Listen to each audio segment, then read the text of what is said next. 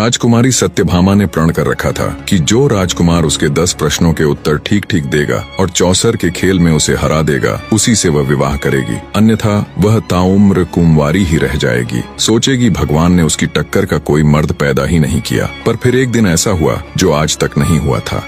मेदिनीपुर शहर के राजा वज्रसेन की पुत्री सत्यभामा अपनी सुंदरता के लिए देश प्रदेश में प्रसिद्ध थी। राजकुमारी सत्यभामा इतनी सुंदर थी कि स्वर्ग की अप्सराएं भी उसके सामने फीकी लगे। जब वो महल के गलियारों से गुजरती तो उनकी रेशमी चुनरी का हल्का स्पर्श तक हवा में सुगंध घोल देता। भगवान ने राजकुमारी सत्यभामा को सौंदर्य के साथ अपार बुद्धिमत्ता का गुण भी दिया था। रानी केवल रूप की रानी नहीं बल्कि गुणों की अद्वितीय प्रतिमूर्ति भी थी। अब जहाँ इतना सब होता है वहाँ घमंड और अहंकार का निवास ना हो, ऐसा तो संभव ही नहीं। राजकुमारी सत्यभामा ने प्रण कर रखा था कि जो राजकुमार उसके 10 प्रश्नों के उत्तर ठीक ठीक देगा और चौसर के खेल में उसे हरा देगा, उसी से वह विवाह करेगी, अन्यथा वह उम्र कुंवारी ही रह जाएगी। और अंततः इस सोच में संतोष पालेगी कि उस ऊपर वाले ने उसकी बराबरी का पुरुष बनाया ही नहीं, समस्त संसार में उसके योग्य कोई पुरुष पैदा ही नहीं हुआ। राजकुमारी सत्यभामा का एक और नियम था कि जो राजकुमार उसके प्रश्नों के उत्तर नहीं दे पाएगा वो कभी बाहर भी नहीं जा पाएगा, उसे उसका कैदी बनकर आजीवन कारावास भोगना होगा। वो नहीं चाहती थी कि कोई ऐरा गैरा राजकुमार सिर्फ उसकी सुंदरता को निहारने के लिए ऐसे ही मुंह उठाकर उसके समक्ष आ जाए और असफल होने पर बाहर उसकी सुंदरता का गुणगान करता फिरे। राजकुमारी सत्यभामा का मानना था जिस पुरुष ने उसे एक बार देख लिया वो या तो उसका पति होगा या फिर ताउम्र के लिए उसका कैदी। इतने सख्त नियमों के बावजूद कई राजकुमारों ने खुद को बुद्धिजीवी मानते हुए राजकुमारी की परीक्षा में भाग लिया और फलस्वरूप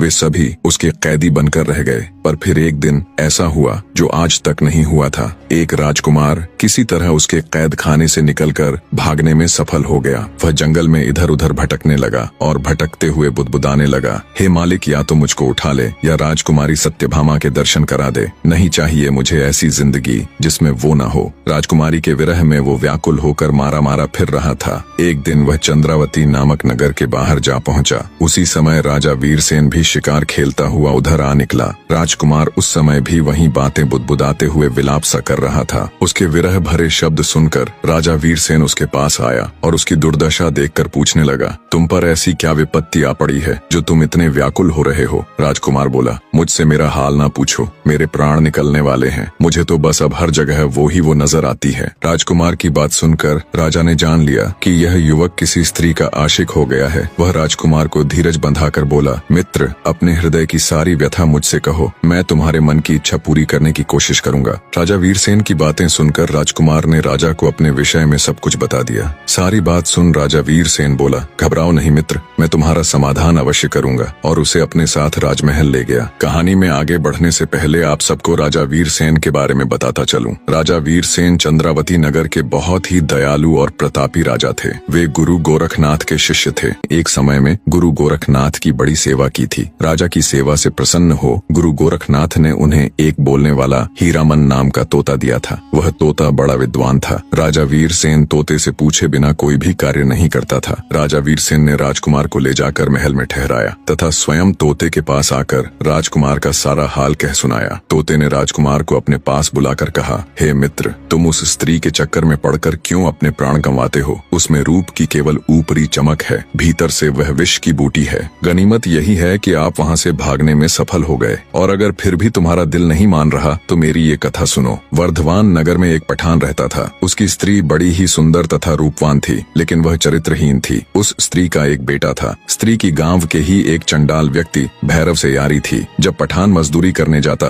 तब भैरव आता और उसके साथ ऐश करता। जब पठान के आने का समय होता तब वह वहाँ से निकल जाता। एक दिन उस स्त्री का लड़का ये सब देख लेता है और सारा हाल अपने पिता पठान के आने पर उसे कह देता है। पठान को जब ये बात मालूम हुई तो वह जल उठा। गुस्से में उसने अपनी उस स्त्री को खूब मारा पीटा। एक दिन पठान मजदूरी करने गया हुआ था। तभी भैरव उसके पास आया और पूछने लगा, क्या बात है, आज तुम बहुत उदास दिख रही हो? स्त्री बोली, मेरे बेटे ने तुम्हारे और मेरे ऐशो आराम का सारा हाल देख लिया और अपने पिता से कह दिया। अब मेरा पति मुझे बहुत मारता पीटता है। भैरव कुछ सोचते हुए बोला, अपने बेटे का गला घोंट कर मार डाल ताकि तेरे हृदय का दुख समाप्त हो जाए। अपने आशिक की बात सुन उस स्त्री ने कामदेव के वशीभूत होकर अपने बेटे को मार डाला। जब पठान मजदूरी करके वापस आया तो वह चिल्ला चिल्ला कर पुकारने लगी, कोई बचाओ, इस जालिम ने मेरे लाल को मार डाला, हाय मेरा लाल। स्त्री का चिल्लाना सुनकर मोहल्ले के बहुत से लोग दौड़कर आए और पूछा, क्या हुआ? तब उस मक्कार स्त्री ने कहा, मेरा लड़का एक पैसे के लिए जिद कर रहा था, इसलिए इस निर्दयी ने गुस्से में आकर उसे जान से मार डाला। यह बात सुनकर चौकीदार दोनों को राजा के पास ले गया। औरत ने राजा के समक्ष भी यही बात कही। राजा ने पूछा, उस समय का कोई प्रत्यक्षदर्शी या गवाह था जिसने ये सब देखा हो? उस स्त्री ने कहा, महाराज, फला फला एक भैरव नाम का व्यक्ति वहाँ खड़ा था। राजा ने भैरव को बुलाकर पूछा तो उसने अपनी प्रेमिका के कहे अनुसार गवाही दे दी, जिसे सुनकर राजा ने पठान को फांसी दे दी। इतनी कहानी कहकर हीरामन तोता बोला, ऐ राजकुमार, औरत जात का कोई भरोसा नहीं, आप किस्मत वाले हैं जो आपको राजकुमारी सत्यभामा के महल से भागने का मौका मिला, फिर से अपनी गर्दन मत फंसाओ। राजकुमार बोला, हे हीरामन तोते, चाहे मेरे प्राण ही चले जाएं, किंतु एक बार के लिए ही सही, पर राजकुमारी सत्यभामा मुझे मिल जाए बस। यह कहकर वह लंबी सांसें भरने लगा। उसकी यह दशा देखकर राजा वीरसेन ने कहा, हे हीरामन, जब तक इसको वह स्त्री नहीं मिलेगी तब तक इसका दुख दूर न होगा, और मेरा भी खाना पीना हराम है। मैं खुद वहाँ जाऊंगा और राजकुमारी सत्यभामा के 10 सवालों का जवाब देने की कोशिश करूंगा। राजा रानी के 10 प्रश्नों के उत्तर देने के लिए मेदिनीपुर जाने की तैयारी करने लगा। तब उसका समझदार तोता बोला, रुकिए महाराज, पता नहीं मेदिनीपुर नाम का कोई शहर है भी या नहीं, पता नहीं कोई सत्यभामा नाम की राजकुमारी है भी कि नहीं। महाराज, समझदारी इसी में है कि आप पहले मुझे जाने दें, अगर सब सही हुआ तब आप बेशक चले जाना। राजा वीरसेन को तोते की बात सही लगी। तोता हीरामन कुछ विचार करके बोला, महाराज, एक और कार्य कीजिए, मेरी पंखों में नाना प्रकार के हीरे मोती पिरो दीजिए। राजा वीरसेन ने वैसा ही किया और तोते को अच्छे से सजाकर विदा कर दिया। कई दिनों की उड़ान के बाद हीरामन मेदिनीपुर पहुंच गया। वहां जाकर वो राजकुमारी सत्यभामा के महल की छत पर जा बैठा। जब सत्यभामा का ध्यान उस तोते की तरफ गया तो वो भी उसकी सुंदरता देख अचंभित रह गई। उसने इतना सुंदर और हीरे मोती के पंखों वाला तोता कभी नहीं देखा था। राजकुमारी बोली, हे तोते, तुम किस देश से आए हो और किस देश को जाओगे? तुम्हारा यहाँ आने का मकसद क्या है? तोता बोला, हे रानी, चंद्रावती नगर के राजा वीरसेन ने मुझे यहाँ भेजा है। मैं तो बस ये पता करने आया था कि सच में कोई मेदिनीपुर नगर और राजकुमारी सत्यभामा असल में है कि नहीं। पर हे रानी, मैं तुमसे एक बात पूछना चाहता हूँ, सच बताना, तुम इतनी उदास क्यों हो? ऐसे क्या पाप किए हैं तुमने? तोते की बात सुनकर राजकुमारी सत्यभामा हैरान रह गई। उसने अपने मन में सोचा, ये तोता नहीं बल्कि कोई राजकुमार है। यह मंत्र से तोता बनकर मेरा भेद लेने आया है, इसको पकड़कर मार देना चाहिए। ये विचार कर रानी बोली, सभी लोग जन्म से ही पापी होते हैं जो इस संसार में आते हैं। मैंने इस शरीर को पाकर कोई सुख नहीं पाया। हे सुआ महाराज, मैंने वर ढूंढने के लिए बहुत से देशों में ब्राह्मणों को भेजा, लेकिन किसी से भी मेरी जोड़ी नहीं मिली। राजकुमारी की बात सुन तोता बोला, हे राजकुमारी, जैसी तुम सुंदर और आकर्षक हो वैसे ही मेरे राजा हैं। विधाता ने तुम दोनों की जोड़ी बनाई है, इसलिए तुम मेरे साथ चलो। राजकुमारी सत्यभामा तोते की बात सुन बोली, हे तोते, तुम ठीक कह रहे हो, मुझे तुम्हारी बात पर विश्वास है। विधाता ने कृपा की जो तुमने मुझे दर्शन दिए। अब तुम हमारे पास आओ और बताओ वह राजा कौन है और कहाँ रहता है। मेरी अंगूठी ले जाओ और उससे मेरा विवाह कराओ। मैं उनकी दासी बनकर जन्म जन्म उनके दर्शन करती रहूंगी। तोता बोला, मैं तेरे पास नहीं आऊंगा, तू एक मक्कार स्त्री है, सुना है तू बहला फुसलाकर कैद में डाल देती है। राजकुमारी बोली, मैं बिल्कुल सच कह रही हूँ,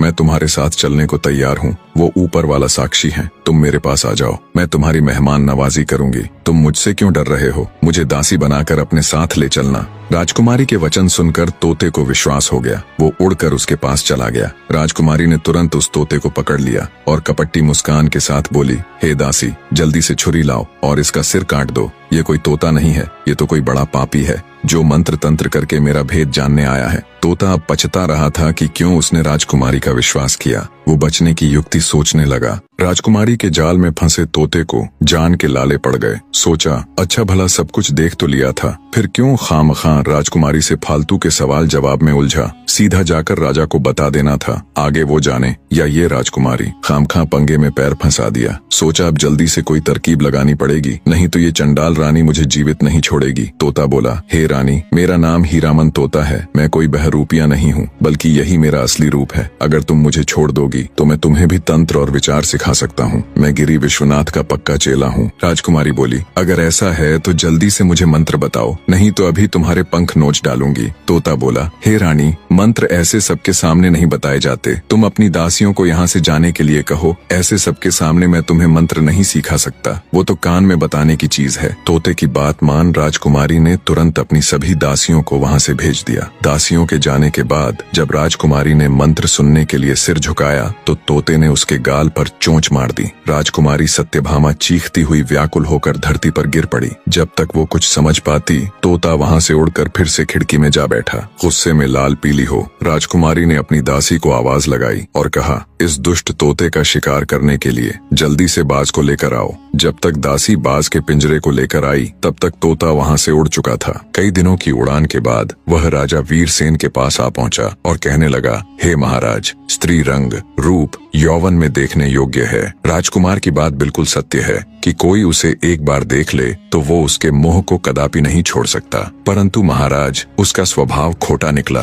पहले उसने मुझे पुचकार कर अपने पास बुलाकर पकड़ लिया और फिर मुझे मारने को आतुर हुई। बस गुरु गोरखनाथ की कृपा से बड़ी मुश्किल से किसी तरह प्राण बचाकर भागा हूँ। तोते की सारी बात सुन राजा वीरसेन उसको शाबाशी देता हुआ कहता है, हीरामन, तुमने बहुत अच्छा किया। अब तुम चिंता मत करो, मैं खुद उस राजकुमारी से निपट लूंगा। अगले दिन राजा ने हथियार बांधे, तोते को हाथ में लिया और घोड़े पर सवार होकर राजकुमारी सत्यभामा के नगर की तरफ चल पड़ा। कुछ ही दिन की यात्रा के बाद राजा वीरसेन मेदिनीपुर शहर पहुंच गया। वहां पहुंचकर उसने पहरेदारों से राजकुमारी को खबर करने के लिए कहा। जब दासियों ने राजकुमारी को राजा वीरसेन के आने का समाचार दिया तब सत्यभामा ने कहा, क्या वो मेरी सब शर्तों से भली भांति परिचित है? अगर है तो उन्हें आदर पूर्वक अतिथि घर में ठहरा दो। सेवादारों ने राजकुमारी के कहे अनुसार राजा को जलपान कराकर ठहरा दिया। रात हुई तो रानी सज स्वर कर बैठ गई और सिपाहियों को आदेश दे राजा वीरसेन को अपने सम्मुख बुलवा लिया। राजा वीरसेन राजकुमारी सत्यभामा के सामने बैठ गया। राजकुमारी बोली, अगर आपने मेरे 10 सवालों के जवाब ठीक से दिए और मुझे चौसर के खेल में हरा दिया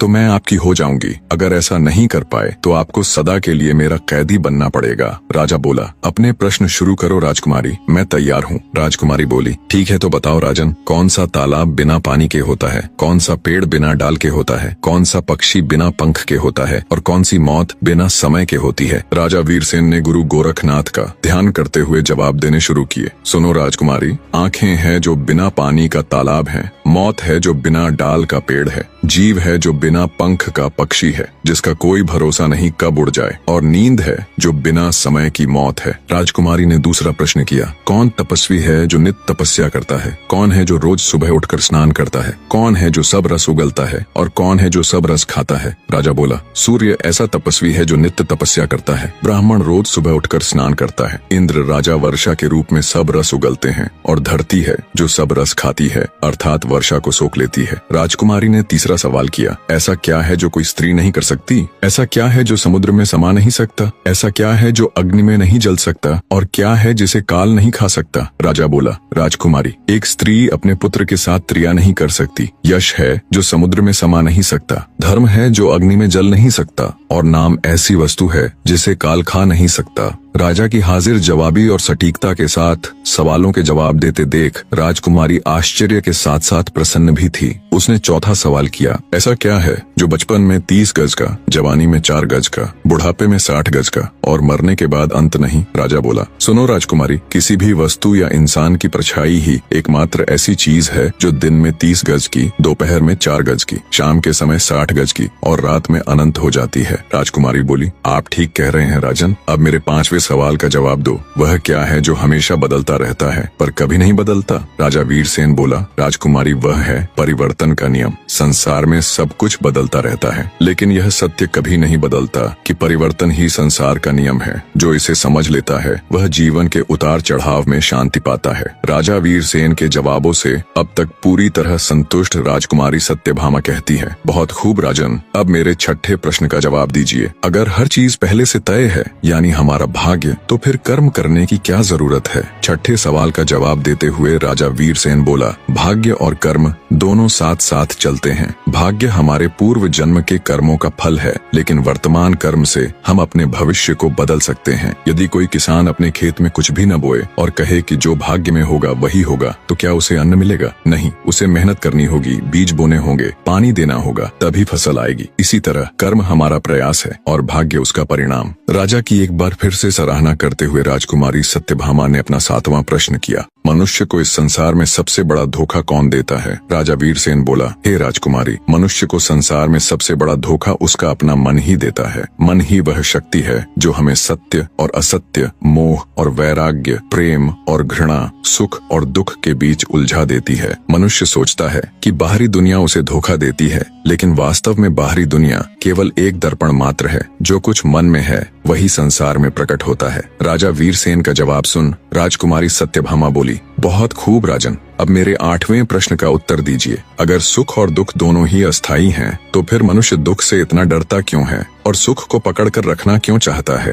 राजा वीरसेन कहता है, हे राजकुमारी, क्योंकि मनुष्य अज्ञानता के कारण यह भूल जाता है कि संसार में कुछ भी स्थायी नहीं है। ये संसार परिवर्तनशील है। सुख और दुख दिन और रात की तरह एक दूसरे के पूरक हैं, लेकिन मनुष्य सुख को पकड़कर रखना चाहता है और दुख से बचना चाहता है, क्योंकि जब मनुष्य सुखी होता है तो उसे लगता है कि संसार पर उसी का नियंत्रण है। वह मान लेता है कि उसका भाग्य अच्छा है और जैसा वो चाहता है सब कुछ वैसा ही हो रहा है और हमेशा सब कुछ वैसा ही रहेगा, लेकिन ये उसका सबसे बड़ा भ्रम है। इसी प्रकार जब दुख आता है तो मनुष्य अपने पर नियंत्रण खो देता है। उसे लगता है कि सब कुछ बर्बाद हो रहा है, जबकि वास्तविकता यह है कि दुख भी उतना ही अस्थायी है जितना सुख। राजकुमारी सत्यभामा 9वां सवाल पूछती है, हे राजन, क्या यह संसार हकीकत है या केवल एक भ्रम है? राजा वीरसेन बोला, सुनो राजकुमारी, ये संसार अस्थायी है, इसलिए इसे पूर्ण रूप से वास्तविक नहीं कहा जा सकता। जो चीज स्थायी नहीं होती वह भ्रम होती है। उपनिषदों में कहा गया है, ब्रह्म सत्यम जगन मिथ्या, अर्थात ब्रह्म सत्य है, यह संसार माया है। हे राजकुमारी, हम जो भी देखते हैं वह केवल 5 इंद्रियों तक सीमित है। जब हम सपना देखते हैं तो वह हमें पूरी तरह वास्तविक लगता है, लेकिन जागने के बाद वह केवल एक भ्रम होता है। इसी प्रकार यह संसार भी जागृत अवस्था का एक सपना मात्र है। सत्य वही है जो कभी नष्ट नहीं होता और वह केवल आत्मा और परमात्मा है। राजा का जवाब सुन राजकुमारी सत्यभामा बोली, हे राजन, अगर आत्मा और परमात्मा ही सत्य है तो मनुष्य को जन्म से पहले और मृत्यु के बाद का कुछ भी याद क्यों नहीं रहता? राजा वीरसेन राजकुमारी सत्यभामा के 10वें यानी आखिरी सवाल का जवाब देता हुआ बोला, हे राजकुमारी, क्योंकि प्रकृति ने हमें भूलने का वरदान दिया है ताकि हम अपने पिछले जन्मों के बंधनों से मुक्त होकर नए अनुभवों को जी सकें। यदि मनुष्य को अपने पिछले जन्म की याद रहती तो मनुष्य पिछले जन्म के सुख दुख में ही उलझा रहता और इस जीवन को सही से नहीं जी पाता। स्मृति का नाश ही नया सृजन है, अर्थात जब पुरानी यादें मिटती हैं तभी नया जीवन संभव होता है। कुछ लोग गहरे ध्यान और साधना से अपने पूर्व जन्म की झलक देख सकते हैं, लेकिन ये बहुत ही मुश्किल या यूं कहे लगभग असंभव ही होता है। मृत्यु के बाद आत्मा नए शरीर में प्रवेश कर जाती है और एक नया जीवन आरंभ होता है। अगर मनुष्य को सब कुछ याद रहता तो वह कभी भी आगे नहीं बढ़ता। राजा ने राजकुमारी सत्यभामा के 10 प्रश्नों के उत्तर सही सही दे दिए। यह देखकर राजकुमारी सत्यभामा बहुत प्रसन्न हुई। उसने कुर्सी से खड़े होकर राजा का अभिवादन किया और बोली, मान गए राजन, आप वाकई में बहुत बुद्धिमान हो, पर अभी मेरी सभी शर्तें पूरी नहीं हुई। अब आपको मुझे चौसर के खेल में हराना होगा राजन। राजा वीरसेन खुद चौसर का एक अच्छा खिलाड़ी था। बोला, ठीक है राजकुमारी, आपकी ये शर्त भी पूरी करने की कोशिश करूंगा। राजा वीरसेन और राजकुमारी सत्यभामा के बीच चौसर का खेल शुरू हो जाता है। अंततः राजा ने राजकुमारी को चौसर में भी हरा दिया। यह सब देख राजकुमारी सत्यभामा अपने पिता के पास गई और सारा हाल उन्हें कह सुनाया। राजा वज्रसेन यह सुनकर अति प्रसन्न हुआ। उसने मंत्री को भेजकर राजा वीरसेन को बुलाया और बड़े आदर सत्कार से बैठाया। वीरसेन ने कहा, महाराज, मैंने आपकी बेटी के सभी प्रश्नों के उत्तर दे दिए और उसे चौसर में भी हरा दिया। अब आप अपनी बेटी को मेरे साथ भेज दीजिए। तब राजा वज्रसेन ने कहा, मैं कोई शुभ घड़ी देखकर अपनी बेटी का विवाह करके आपके साथ भेज दूंगा। तब तब राजा वीरसेन बोला, हे राजन, मेरा विवाह राजकुमारी सत्यभामा के साथ नहीं होगा, क्योंकि ये तो किसी और की अमानत है। ये सुन राजा वज्रसेन ने हैरान होते हुए पूछा, ये आप क्या कह रहे हैं? आपने इसे पराई अमानत किस प्रकार बताया? तब राजा वीरसेन ने कहा, महाराज, जिन राजकुमारों को आपकी बेटी ने कैद कर रखा है, उनमें से एक राजकुमार उसकी कैद से निकल भागा था और वह अपना राजपाट त्याग जंगल में इधर उधर भटकता फिर रहा था। एक दिन वह मेरे राज्य में आया और एक पेड़ के नीचे बैठा रो रहा था। संयोगवश मैं भी उधर से निकला। उसे दुखी देखकर मैंने उससे सारा हाल पूछा तो राजकुमार ने आदि से लेकर अंत तक सारा हाल मुझे कह सुनाया। तब मैंने उसे आपकी बेटी पर सच्चा मोहित जानकर उसे प्रण किया कि मैं तुमको राजकुमारी सत्यभामा से मिलवाऊंगा। सो हे राजन, राजकुमारी सत्यभामा उसकी अमानत है। मैं राजकुमारी का विवाह उसके साथ कर दूंगा। यह बात सुनकर वज्रसेन कहने लगा, धन्य हैं आप, जो आपने एक अनजान व्यक्ति के कारण इतना कष्ट सहा। अब आप मेरी बेटी के मालिक हैं, जिसे चाहो सौंप दो। मेरी ओर से तो यह आपकी अमानत है। तब राजा वीरसेन ने तोते को भेज राजकुमार को मेदिनीपुर बुलवा लिया और विधि पूर्वक राजकुमारी सत्यभामा के साथ उसका विवाह कर दिया। राजकुमार ने खुशी से राजा वीरसेन के पैर पकड़ ली और बोला, महाराज, मैं हमेशा आपका ऋणी रहूंगा। आप धन्य हैं। राजकुमार और राजकुमारी सत्यभामा दोनों आनंद पूर्वक रहने लगे। राजा वीरसेन ने राजा वज्रसेन से विदा ली और अपने तोते के साथ अपने देश चला गया। निष्कर्ष, राजा वीरसेन और राजकुमारी सत्यभामा के बीच का संवाद हमें यह सिखाता है कि जीवन में सुख और दुख, दिन और रात, प्यार और घृणा जैसी चीजें एक दूसरे के पूरक हैं। जो आज है वो कल नहीं होगा, चाहे दुख हो या सुख। यदि हम इन बदलावों को समझकर शांतिपूर्वक स्वीकार कर लें तो हमारे जीवन की यात्रा आसान हो जाती है और हम खुशी से जीवन व्यतीत कर सकें।